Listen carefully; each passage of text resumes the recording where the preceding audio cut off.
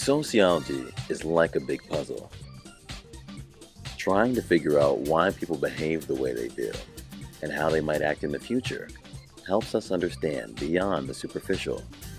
By studying different people and how society works, we can gather social pieces that help us make better decisions on how to make the world a better place. By studying different people and how society works, we can gather social pieces that help us make better decisions on how to improve the world. Welcome to a special edition of Sociologically Speaking. My name is Rina Risper, and we are bringing you an exciting episode of Then and Now, Confronting COVID-19 in Ingham County. We also want to talk about how COVID-19 impacted the BIPOC community. Today we're going to be speaking with Nellie Corzo about her harrowing experience dealing with long-term COVID. And today we are going to be talking about the third anniversary of the COVID-19 pandemic. I know exactly where I was when I was told to go home and stay home. And I can truthfully say it was mentally draining, physically draining, watching people with hazmat suits on at the grocery store, people with rubber gloves on. I'm sure that you absolutely remember what you were doing when we were told to go home and quarantine in Michigan. I'm sure you remember in your state as well, if you don't live in Michigan, when you were told to go home and quarantine. Today, I'm going to be speaking with Nellie Corzo. She is a long-term COVID survivor. I don't even know if we can call them long-term COVID survivors because they're still surviving. And the impact that COVID-19 had on the BIPOC community in Ingham County, which we're focusing on Ingham County. And if you're watching from another county, just look up your stats. It's going to be important that we remember the statistics. We are especially interested in Nellie Corzo's story because she has continually been ill. She is continually struggling with symptoms that she nor her doctor can figure out.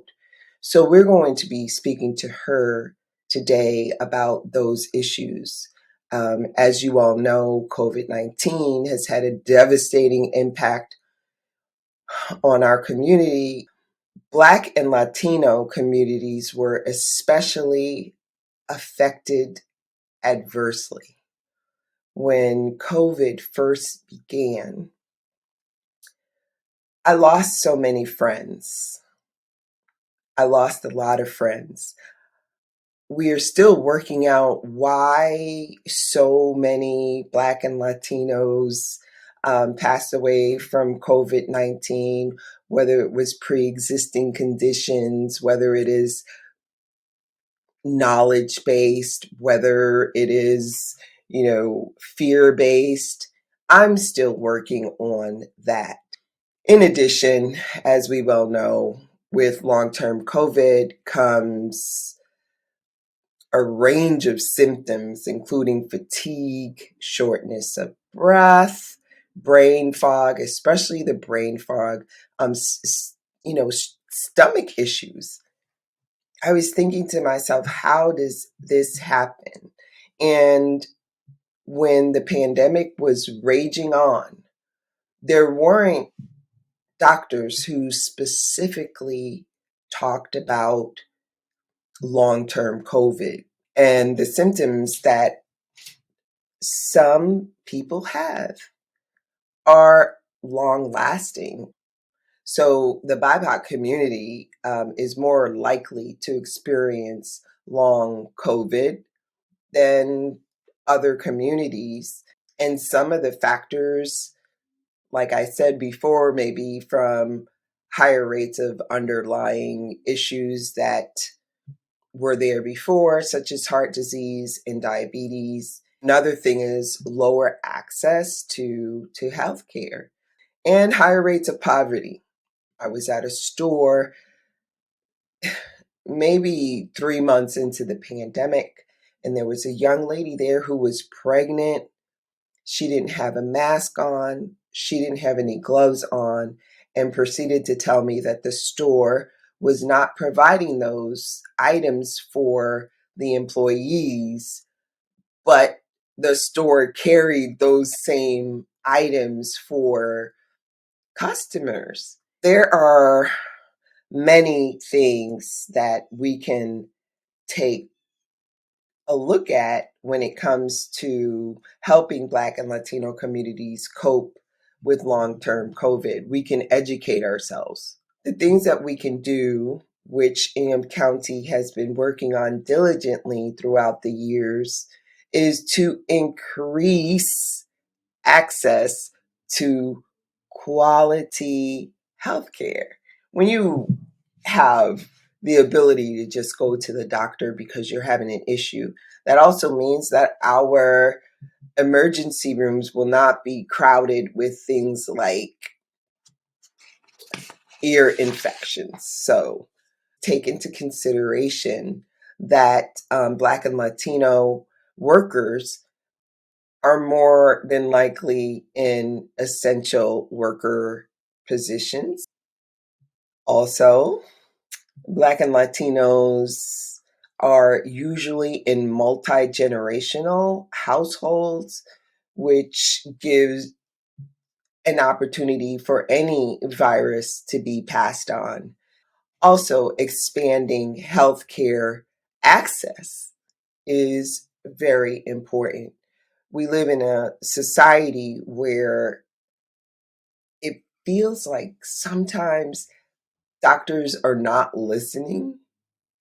And I believe that we could have this opportunity to have more conversations. And let me tell you, it's not over. People are getting COVID every day. So still continue to wash your hands, still continue to wear a mask, and still continue to take care of yourself and your family. We can also, work on reducing racial inequity in the healthcare system. We really need people who can resonate with a client, with a patient, and listen to their concerns. It might not be something that you've heard of, or it might not be something that you have dealt with.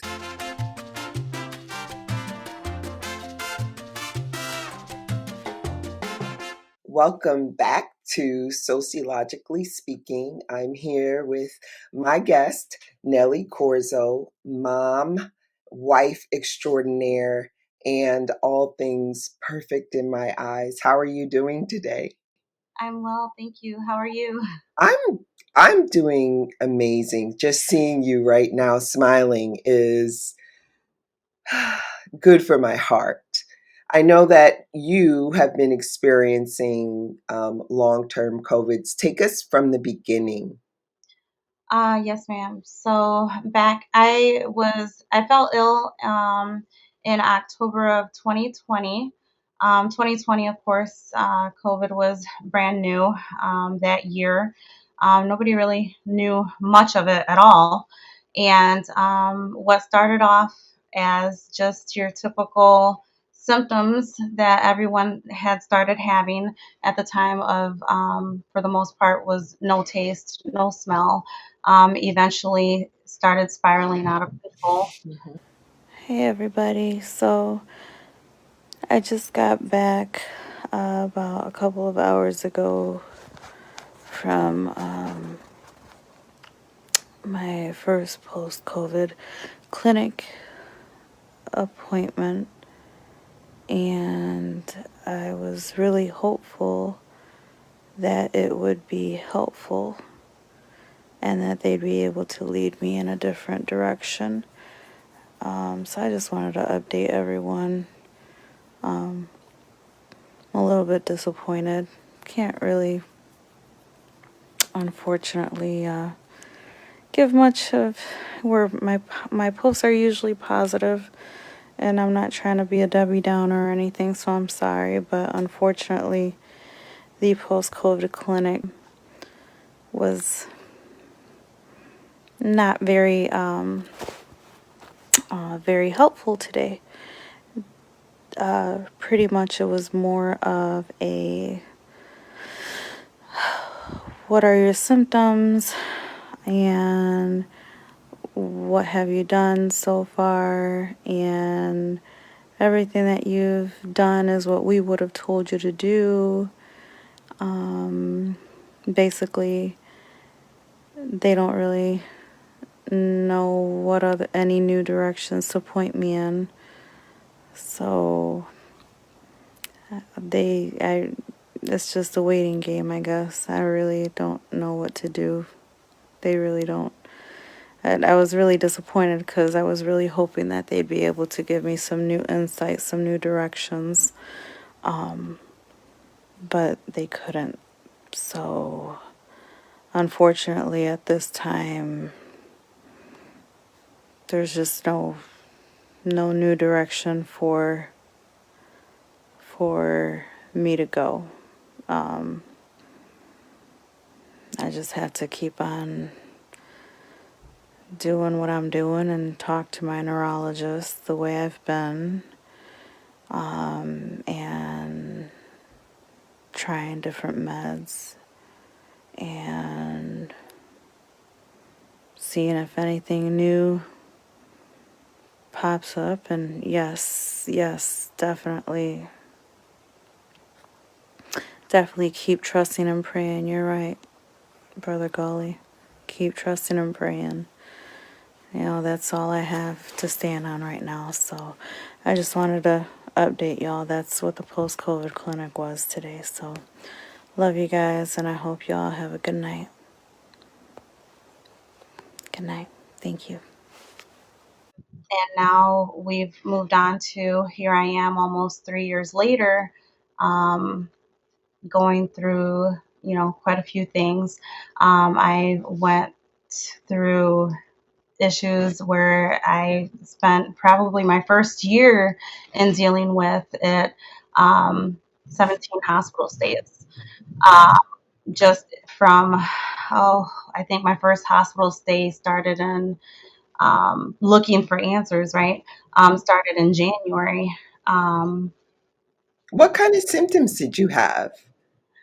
so after my initial after the initial symptoms, which were the no taste and no smell, um, it moved on to having an incredible ear itch on the inside of my ears that they couldn't figure out what was happening. Um, we tried everything under the sun, from antibiotics to steroids to, eardrops, you name it.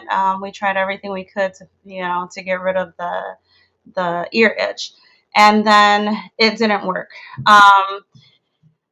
Eventually, the ear itch resolved on its own. I spent much of November that way. This is and this is while my taste and smell started resolving during that time. So I spent much of November that way, not knowing at the time, of course, that this was even COVID related. I knew by that time that the taste and smell was COVID related. Once I got diagnosed and quarantined and all that, right? Then we moved on to having a rather uneventful December. I thought, well, my taste and smell is returning. My ear itch is gone. Life was looking great. My birthday was right around the corner. I was going to turn 40. And I had just cut my hair because I was looking forward to, I embrace aging. I think the aging process is beautiful, right? So I said, I'm going to cut all of my hair off because I was embracing the fact that my hair was going gray. And so I wanted to cut all the color out. And so anyways, January is my birthday month. And so my husband and I said, well, we made plans for the New Year's Eve to take the kids out of town. And it was just going to be the six of us because we have four kids, four boys. And we had made plans to go out of town for New Year's Eve. It was just a spontaneous thing. And we were going to surprise the kids. That morning, I woke up with this incredible pressure in my head. And I told my husband, I said, it was a Friday, I remember. And I told my husband, I said, honey, I said, I can't shake this pressure that's in my head. Um, I go, but maybe, I just figured maybe a headache or something. I said, maybe if I just take some Excedrin or something and maybe a cup of coffee, it'll just go away. Let's just go on our little getaway with the kids and, nothing. And, and so that's what we did. Um, but I spent the entire weekend that way. And the pressure just got worse and worse and worse. So Sunday rolled around. We come back into town. We had a great time with the kids, and I tried as much as I could to ignore it. Sunday rolls around. We come back, and I said, honey, I said, as soon as we got in town, I said, just drop me off at the hospital. I said, I can't take it. I can't take it anymore. It felt like somebody, it felt like I was like my head, somebody was squeezing my head, and like if I don't know how else to put it, but like I was a grape, and you know what I mean, and somebody was just trying to as much of my head as possible, and I just felt like my brain was gonna pop out of my head. And so that's what he did. He dropped me off at the hospital. And myself, aside from my pregnancies, I have never dealt with high blood pressure. And so I knew that when I went into the hospital and my blood pressure was slightly elevated, I knew that something wasn't right. And I remember telling them, I said, that my blood pressure just did not seem right. But because unless your blood pressure is through the roof, they don't really think much about it, right? It's not abnormal to them. Um, they were like, well, we don't really think it's abnormal, so they just thought, we're just going to give you a muscle relaxer and you just have like probably like a pressure headache. And so they gave me this, headache cocktail and sent me on my way with some muscle relaxers. Myself not really knowing what was happening, I just went ahead and I went with it, but I also it just didn't sit right with me, right? That my blood pressure was slightly elevated. And then from there, um, that was my first of 17 hospital stays. Um, Wow. yeah. Wow. So tell me how you ended up in a hospital at U of M. So, um, so as all of this started unfolding, and we were seeking answers to all of this, more symptoms started coming up. It went from it literally affected every single symptom of my body. I didn't have a regular doctor at the time, I should say that. And so finally it came down to where I said, well, if I'm going to find answers, I need to find a doctor that is going to treat me. So I reached out to somebody a friend of mine that was like recommended a doctor. And finally, after telling the doctor what I was going through, the doctor put all the pieces together and based off the timeline and everything that was going on and other people that he had been seeing, said, okay, this is all COVID related. You are what they call a long hauler. And so from there, it was like, okay, well, what do we do? Unfortunately, we didn't know what to do. And things started spiraling out of control. And so from there on, this is how we ended up at U of M. Very quickly, it escalated. The head pressure turned into, I started getting electrocutions throughout my head, my neck, my body, my face. Um, if my head touched anything, it was like I was getting zapped. It felt, it literally felt as if you can only imagine maybe sticking your finger into an electrical socket and getting electrocuted. It, Um, how was your family during this time? it Because I know that you really tried to keep it to yourself, and the mental health issue is also a big problem. Yes, my family. It it was difficult. My husband tried to keep it together as much as he could. I I couldn't go to work. It was very difficult. Eventually, I just couldn't work. My husband continued as much as he could to be, normal and go to work and come home, and he would check in on me, but ultimately he had to work, right? Eventually it got to the point where I got so weak because it affected my digestive system. And so I couldn't eat anything at all. Everything that touched, as soon as it went down, even water hurt to swallow, to drink, to as soon as it would go down. So I got very weak. I couldn't get barely 500 to 700 calories down. I was lucky if I did that. Maybe 800 calories a day, if that. And so I got so weak that I couldn't take care of myself, let alone my kids.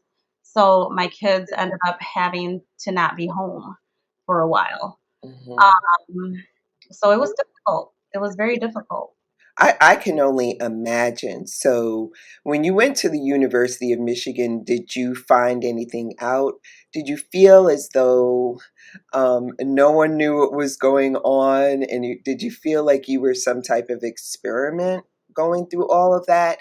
And also, do you know any long haulers who have the same exact symptoms? Or is it just, you as an individual can get symptoms from anywhere, any type of symptoms?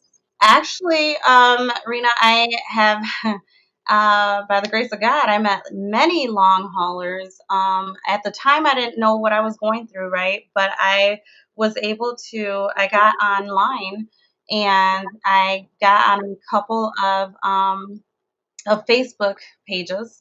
Um, One was Survivor Corps, and one was C19 COVID Long Haulers Project. And advocacy is the C19 COVID Long Haulers Advocacy Project. And I met wonderful people who were going through the same issues, if not similar issues as I. And we kept each other lifted and told each other what we were going through. And it was just amazing to be able to connect with people who did not let you feel that you were going crazy because they were also going through the same things. Um, Unfortunately, though, in that being said, we all we could do was tell each other, "Hey, I've been to this specialist, I've been to this specialist, and maybe so and so couldn't find what was wrong with me, but at least maybe it'll help you to go to this, you know what I mean, to this type of person. Or I've tried this supplement, or I've tried that supplement." So we were able to help each other in that, in that instant. I've made many friends that way, and I still keep in touch with several of them. So it's been helpful. So, do you think that you are 100% better now? No. Um, not maybe not physically, right? Not physically. I will say that I am 100% a better person than what I was. Because I appreciate things um, much more than I did. I see things in a different light. I see people in a different light. Um, I have a more I have a bigger appreciation for people. Um, I've learned that strangers can become family, you know, Yeah. um, because people just came out of the woodworks that I had never met before to be there for myself and for my family. And then people that were there before, um, even if they were there, at little times, suddenly were there all of the time. That I never would have imagined would become so close to me. So it was, it's been something.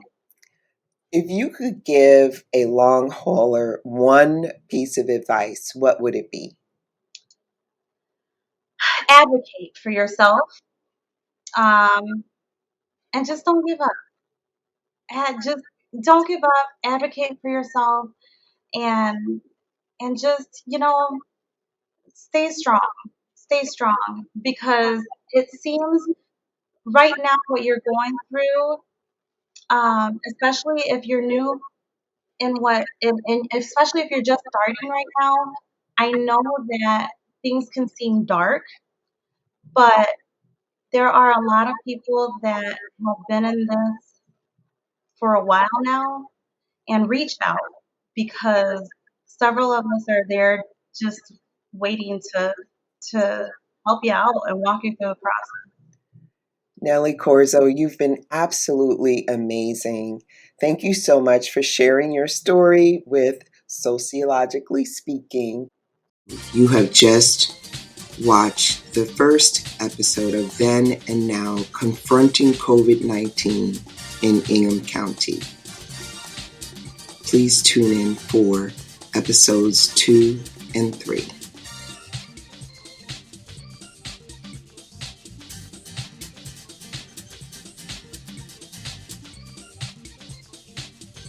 This podcast is sponsored in part by the Tyson Family Foundation, Ingham County Health Department, Capital Area Health Alliance, and the Ingham County Health Equity Council.